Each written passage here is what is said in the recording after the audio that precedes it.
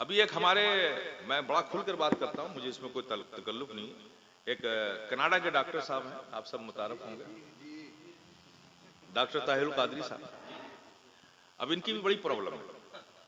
شروع میں یہ آئے، میں اس وقت سے جانتا ہوں، ابھی تو یہ لوگ منہاجی اور منہاج القرآن سے ابھی جڑے ہیں. میں وہ شخص ہوں جو اس وقت سے جانتا ہوں کہ جب لاہور کی مسجد میں جمعے کی خطیب تھے اور لا کالج میں یہ پڑھاتے تھے لاہور میں، بس وہاں سے میں جانتا ہوں. سمجھ گئے نا؟ اس وقت سے لے کے اب تک کی ساری زندگی میرے سامنے ایک بالکل تصویر کی طرح ہے کہ کہاں کہاں کے. اس لیے مجھے کوئی نہ سمجھائے کہ ڈاکٹر صاحب کیا ہے. کبھی فرصت ہو آگے بیٹھ جائیے، سارا نشہ اتر جائے گا. آپ سمجھ گئے نا؟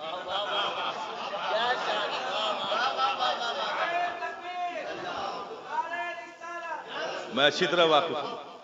ابتدائی دور میں بہت ٹھیک ٹھاک تھے، میں بھی تعریف کرتا تھا. میری ایک عادت ہے، جو اچھا کام کرتا ہے میں دل کھول کے تعریف کرتا ہوں، اور کسی سے اختلاف ہو تو اس کو موضوع بحث نہیں بنا لیتا کہ ہر مجلس میں اس کے خلاف. جب وہ ملے گا اس سے پہلے بات کروں گا. انتظار کرتا ہوں. خیر، اچھا کام کر رہے تھے، لوگوں نے عزت دی، اللہ نے بھی بڑا فضل فرمایا ان پر، بڑی کامیابی ملی، لوگوں نے محبت دی، عزت دی، اسٹیجوں کی زینت بنے وہ، اچھے خطابات آئے، لوگوں کو بڑی سنیت کو تقویت بھی، نو ڈاؤٹ یہ سب ان کے اچھے کام تھے، میں بھی تعریف کرنے والا. لیکن ایک عجیب فکر ان میں آ گئی، ایک عجیب خواہش. اب وہ خواہش ان کو اتنا بے چین کر گئی ہے کہ آج تقریباً 25 سے 30 سال ہو گئے، وہ جنون نہیں اترا اور وہ بے چینی، ان کی اضطرابی کیفیت ابھی تک نہیں گئی. ایک خیال آ گیا کہ مجھے پاکستان کا پریزیڈنٹ بننا ہے. قوم کی دی ہوئی محبتوں پہ قناعت نہیں کر سکے، صبر نہیں آیا. نہیں صاحب، وہ ہمیں تو شہرت کی اتنی خواہش ہوئی کہ مجھے پاکستان کا. اب معلوم چلا کہ پاکستان کی سیاست میں شیعوں کا بڑا تسلط ہے. بغیر ان کو ہموار کیے ہوئے آپ یہاں تک نہیں پہنچ سکتے. تو اب صاحب امام باڑے پہنچ گئے، کالا کپڑا پہن کے، ڈریس پہن کے، یونیفارم.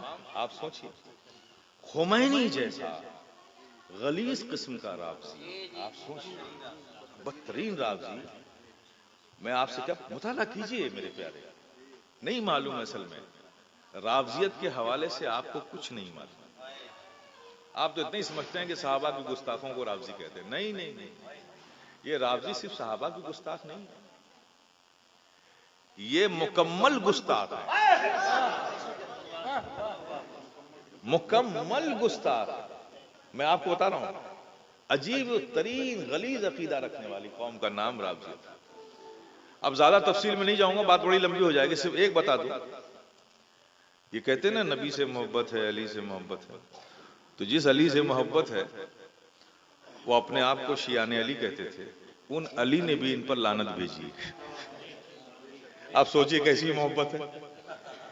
یہ نبی کی تعظیم کرنے والی ایسی قوم ہے کہ یہ کہتے کیا ہیں، ان کی کتابوں میں، ان کے علماء کی کتابوں میں لکھا ہوا. بحمد تعالیٰ اس فقیر نے ان 3-4 مہینوں میں بڑی محنت کی، ان کی بہت ساری کتابیں جمع کر لی ہیں. انشاءاللہ وہ بھی میں لاؤں گا آپ کے سامنے، وقت آئے گا. تو کہتے کیا ہیں کہ جبریل امین، حضرت علی اور نبی پاک صلی اللہ علیہ وسلم کی چہرے میں شباہت تھی، کافی ملتا جلتا چہرہ تھا. تو جبریل امین جب آئے وحی لے کر تو ان سے غلطی ہو گئی، دھوکہ ہو گیا. آنا تھا علی کے پاس وحی لے کر، غلطی سے چلے گئے نبی کے پاس. اور وہ ڈاکٹر صاحب کیا کہتے ہیں کہ شیعہ اور سنی میں ذرا سا فرق ہے. آپ سمجھ گئے نا کیا کہہ رہے ہیں وہ؟ ذرا سا فرق ہے. اتنی بڑی توہین. آپ بتائیے کہ وحی لے کر آنا تھا علی کے پاس، شباہت کی وجہ سے جبریل امین کو دھوکہ ہو گیا، وہ چلے گئے نبی کے پاس. کیا اتنی غلیظ توہین آج تک کسی نے کی ہے روئے زمین پر؟ کسی نے نہیں کی. اور یہ کہتے ہیں ذرا سا فرق. یہ ذرا سا فرق ان کو لگتا ہے. تو کیا عظمت مصطفیٰ، ادب مصطفیٰ، تعظیم مصطفیٰ، حب مصطفیٰ، یہ سب تقریروں میں جذباتی باتیں کرتے ہیں آپ. کیا مقصد ہے اس کا؟ ایسی قوم کو کہتے ہیں. بلکہ ایک جگہ تو کہا کہ سنیت کے آنکھوں کا نور ہے شیعہ. آپ بتائیں، یہ ان کی تقریریں ہیں. جب چاہیے تو میں نے کہا ہے گمراہ تو یوں نہیں کہا ہے، دلیلیں رکھتا ہوں میں.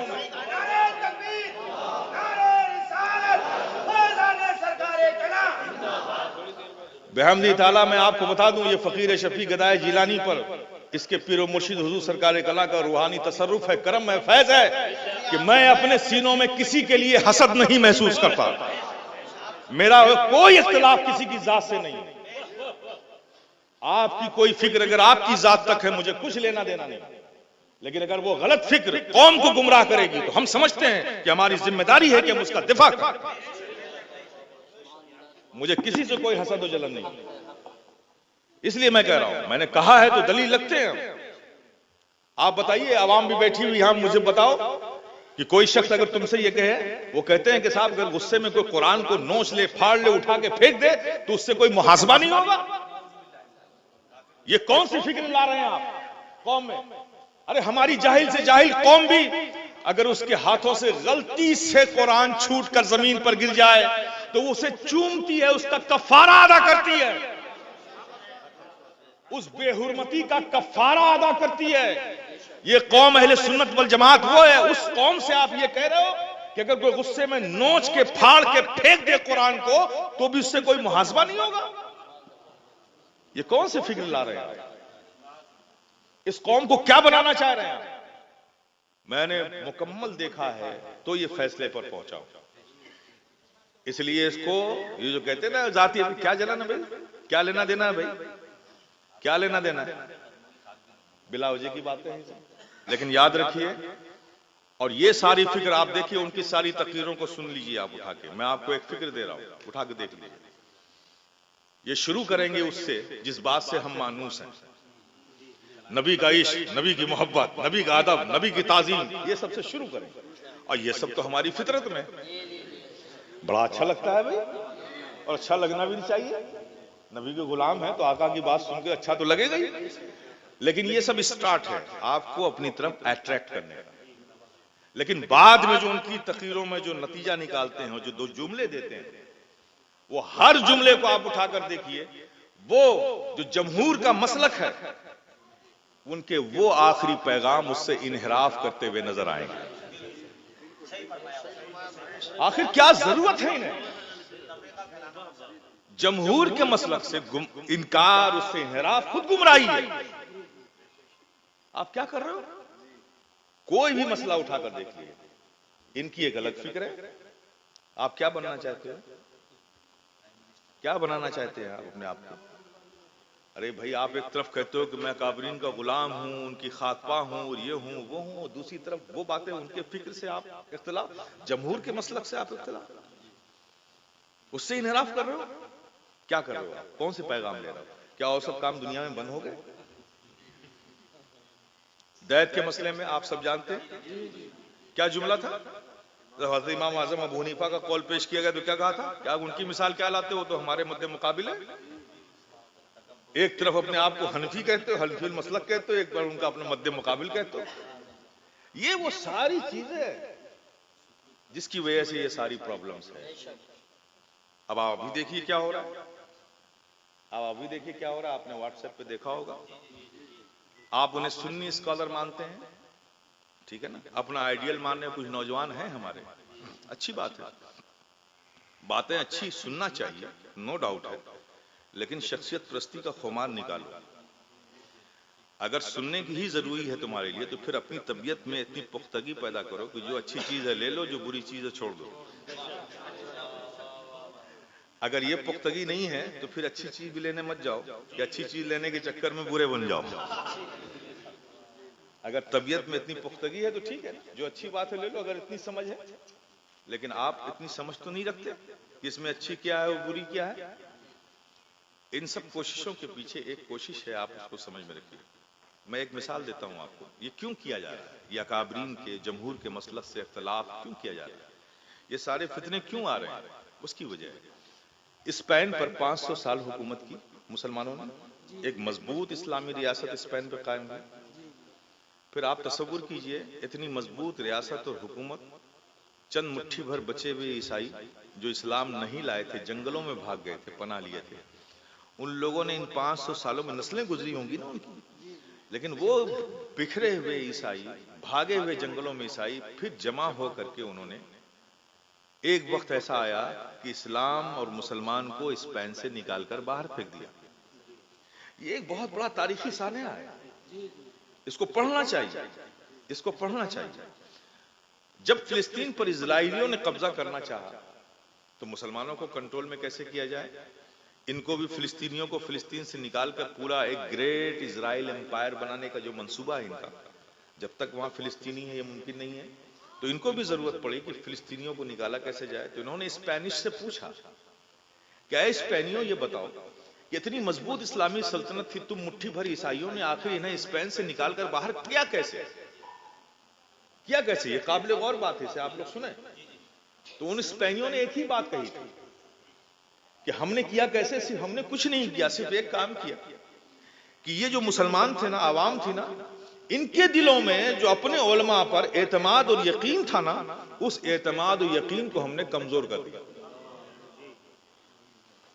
یہ عوام علماء سے دور ہو گئی، اس کے تعلق کو، اس کے اعتماد کو ہم نے عوام کے دلوں میں کمزور کر دیا۔ یہ عوام بکھر گئی، اسے ہم کو نکالنا آسان ہو گیا۔ کیا آج ایسا نہیں ہو رہا ہے؟ ایسا نہیں ہو رہا ہے؟ تو ایسا ہو رہا ہے تو اس میں جانبین کا قصور ہے، ہمارا بھی ہے اور عوام کا بھی ہے۔ اب ہمیں اس انداز پہ اپنے آپ کو پیش کرنا ہے، اپنی عوام کو اعتماد میں لینا پڑے گا۔ یہ اعتماد توڑنے کی کوشش کر رہے ہیں، اور ہندوستان میں آپ دیکھیے سارے فتنے، ہمارے وہ اکابرین جنہوں نے ہم پر بڑے احسان کیے ہیں، میں کسی محفل میں انہیں یاد نہ کروں یہ ناشکری ہے۔ یقیناً جب وہابیت نے فتنے اٹھائے یہاں پر ہندوستان کی زمین پر، ان محسنوں کو یاد کرنا چاہیے۔ یقیناً یہ علامہ فضل حق خیر آبادی ہمارے محسن ہیں، یقیناً امام عشق و محبت فاضل بریلوی علیہ رحمت رضوان یہ ہمارے محسن ہیں، ان کے احسانات کو ہم بھلا نہیں سکتے۔ لیکن میرے پیارے غور تو کرو کہ ان کا زمانہ تو 100 سال پہلے کا ہے۔ انہوں نے کیا کیا ہے؟ فرقے باطلہ کا رد کیا ہے، اہل سنت والجماعت کو تقویت دی، مضبوطی دی، وہ دلائل، وہ نصوص چھوڑ کر گئے ہیں جس کے سامنے کسی کی جرأت آج تک نہیں کہ کھڑا ہو سکے۔ لیکن مجھے بتاؤ کہ آج کوئی اختلاف ہوتا ہے ہمارے اور آپ کے مابین، تو نہ ہم آپ کا محاسبہ کرتے ہیں نہ آپ ہمارا کرتے ہیں، سیدھے پلٹ کر فاضل بریلوی کی طرف جاتے ہیں۔ ان کی ذات کو کیوں نشانہ بنایا جا رہا ہے؟ کیوں ان کی ذات کو نشانہ بنایا جا رہا ہے؟ آپ مجھ سے یہ بتائیے، اس کے پیچھے کچھ نہیں ہے۔ ہمیں برا کہنے سے اہل سنت والجماعت کمزور نہیں پڑے گی، لیکن ان اکابرین کے دلوں میں ان کا جو عزتیں، عظمتیں، جو ان پر اعتماد قوم کا ہے، جب ان اکابرین کے حوالے سے قوم کے دلوں میں اعتماد کمزور پڑے گا تو اہل سنت والجماعت بکھرے گی۔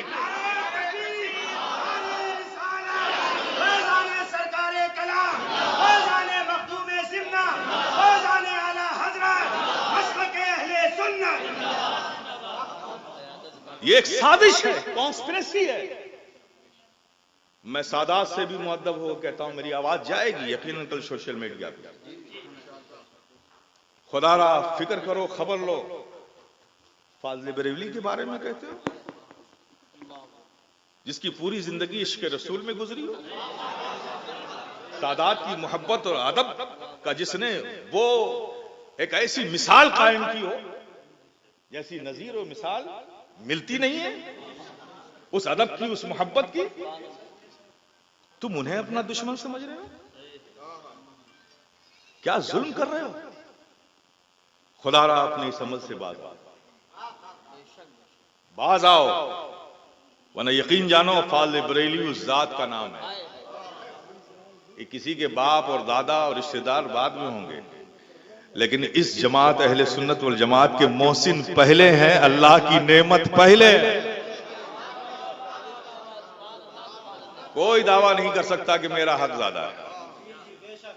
اور رہی بات خانواد اشرفیہ کی، میں سینہ ٹھوک کر کہتا ہوں، خانواد اشرفیہ فاضل بریلوی سے بے لوث محبت کرتا ہے،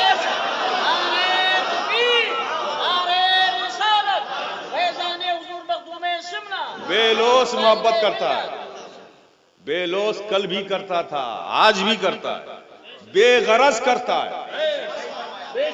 میں پوری بے باکی سے کہتا ہوں، ان کی تعظیم، ان کا ادب، ان سے محبت بے لوث ہے، اس لیے کہ فاضل بریلوی سے نہ ہماری آخرت ہے نہ ہماری دنیا ہے۔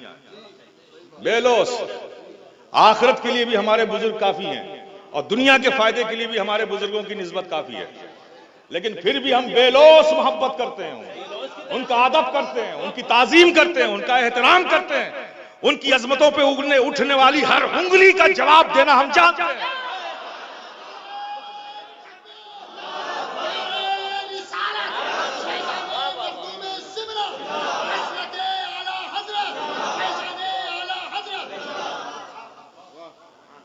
ہم خاموش نہیں رہیں گے، ہم جواب دیں گے، اور دنیا دیکھے گی، دنیا دیکھے گی۔ اس لیے میں آپ سے بھی کہتا ہوں، آج کتنا بڑا ستم ہے، کتنا بڑا ستم ہے کہ ان اکابرین کو گالیاں بکی جا رہی ہیں، اور ہماری غیرتیں سوئی ہوئی، ہم خاموش ہیں۔ کیوں خاموش ہو گئے؟ ہم بکھرے ہوئے۔ میرے پیارے، جمع ہو جاؤ، آپ کا اتحاد سب کو خاموش کر دے گا، کچھ بولنے کی بھی ضرورت نہیں ہے۔ اب آپ دیکھیں نا، ایک میٹنگ ہوئی خالی، ہماری ایک کوشش ہوئی، عجیب عجیب پریشانیاں لاحق ہو گئی۔ کیا پریشانی ہے بھائی؟ آپ جتنے بھی باطل فکر و نظریات کے مالک حضرات ایک جگہ راتوں بھر میٹنگ کر سکتے ہیں، ہم محبت سے چند لمحہ بیٹھ کر مل نہیں سکتے؟ آپ کیوں نہیں بیٹھ سکتے بھائی؟ اس لیے میں حضرات، میں خوش بھی بہت ہوں، اور میں چاہتا ہوں کہ اس سلسلے کو اور مضبوط کیا جائے، اور انشاءاللہ تعالی پہلا تعلق یہ ہے۔ میرے پیارے عوام سے بھی میں آپ سے کہوں گا، خدا را اپنی آخرت کی فکر کیجیے۔ یہ مسئلہ عقیدے کا ہے، عقیدے کا مسئلہ ہے۔ اگر یہاں آپ گستاخوں کے بیچ رہ کے خدا نخواستہ گستاخ ہو گئے تو آپ سمجھ لیجئے کہ آخرت کیا ہوگی۔ یہ کوئی ذات کا مسئلہ نہیں ہے، یہ کسی شخصیت کا مسئلہ نہیں ہے، یہ معمولات کا مسئلہ نہیں ہے کہ صرف آپ کو گنہگار بنائے گا۔ یہ تو گستاخ بنا کر ایمان بھی جا سکتا ہے۔ اس لیے اپنے آپ کو روکیے اور اپنے علماء پر اعتماد کیجیے، اور علماء سے بھی کہوں گا بہت محتاط رویہ اختیار کیجیے، کسی مسائل کو بیان کرنے میں پوری ذمہ داری سے بیان کیجیے۔ اور میں نے ایک پیشکش کی ہے اور ایک تجویز رکھی ہے، جو بھی ذمہ دار حضرات تھے، اور انشاءاللہ میں رکھ رہا ہوں، سارے اہل سنت والجماعت کے جو مراکز ادارے ہیں، جو خانقاہیں ہیں، ان کے ذمہ داروں کے بیچ میں یہ رکھ رہا ہوں، کوشش کر رہا ہوں کہ باقی جو مسائل دارالافتاء ہیں ہمارے، وہ جواب دیں، لیکن ایک مسئلہ جب کسی کی ایمان و کفر کا ہو، یا گمراہیت کا ہو، یا خارج اسلام ہونے کا مسئلہ ہو، تو اس مسئلے پر سارے دارالافتاء اس پر فتوے نہ دیں، بلکہ سارے مراکز سے جو ادارے ہیں مرکزی، اور جو خانقاہیں ہیں مرکزی، ان سے اگر وابستہ کوئی ادارہ ہے تو وہاں سے مفتیان کرام کو لے کر کے ایک پینل بنا دیا جائے۔ مرکز بریلی شریف ہے، اسی کو رکھا جائے، اور وہ پینل جب کوئی کسی بھی دارالافتاء میں کوئی استفتاء آئے تو وہ اس پینل کو فارورڈ کر دے، وہ سوال اس کے پاس پہنچ جائے گا، پینل کے لوگ جمع ہوں، پھر وہی طریقہ اپنایا جائے کہ اس سے رابطہ کیا جائے، اتمام حجت کیا جائے، محاسبہ کیا جائے، اس کو تاویلال کا راستہ دیا جائے۔ پھر جب انتہائی درجے کو ہو جائے تو اجماعی طور پر اس پر بحث و مباحثہ کر کے ایک فیصلہ صادر کیا جائے، وہ فیصلہ پوری اہل سنت والجماعت کا ہو۔ یہ میں نے ایک تجویز رکھی ہے، اور میں اس پہ کوشش کر رہا ہوں کہ سارے لوگ اتفاق کریں اس کی۔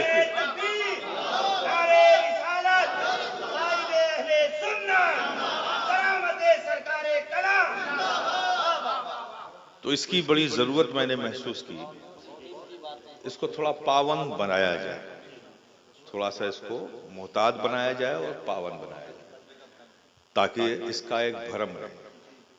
آج تو کیا بے باکی ہے واقعی میں نے سنا کہ صاحب آپ کے اوپر کتنے فتوے لگے، کہیں نبی کہیں، تب ابھی آپ کو شہرت نہیں ملے گی، 2-4 فتوے جب تک نہیں لگیں گے شہرت نہیں ملے گی۔ کیا بنا دیا ہے، واقعی میں سچائی ہے۔ تو ہم کو ان سب چیزوں کا محاسبہ کرنا پڑے گا، ہم کو وائنڈ اپ ہونا ہے، پھر سے لوٹنا ہے اسی عہد رفتہ کی طرف۔ اس طرف لوٹنا ہے تو بہت سی چیزوں کا ہمیں جائزہ لینا پڑے گا۔ دین کے معاملات میں، عقائد کے معاملات میں، شرعی معاملات میں خدا را اب کوئی سمجھوتا مت کیجیے۔ آپ علامہ لکھ دیتے ہیں بھائی ایک دن مدرسے کی شکل نہیں دیکھی۔ ابھی حضرت جامی کا اگر بنایا ہوا قاعدہ لے لیں تو مولوی لکھنے کے لائق کوئی نہیں نکلے گا، علامہ کہاں سے ہو جائیں گے؟ یہ تو ایسا لگتا ہے جیسے یہ بھی کوئی مارکیٹ میں ملتا ہے صاحب۔ تو خدا را یہ جو سخاوت ہے نا، اس دروازے کو بند کیجیے، جس کا جو حق ہے وہ دیجیے، اور بس میں یہی چاہوں گا کہ محبت سے رہیے۔ یہ ہماری نشست کسی کے اختلاف میں نہیں ہے، ہماری اپنی اصلاح کے لیے ہے کہ ہم غور و خوض کریں کہ آگے آنے والے وقت میں ہمارے اقدام کیا ہوں گے۔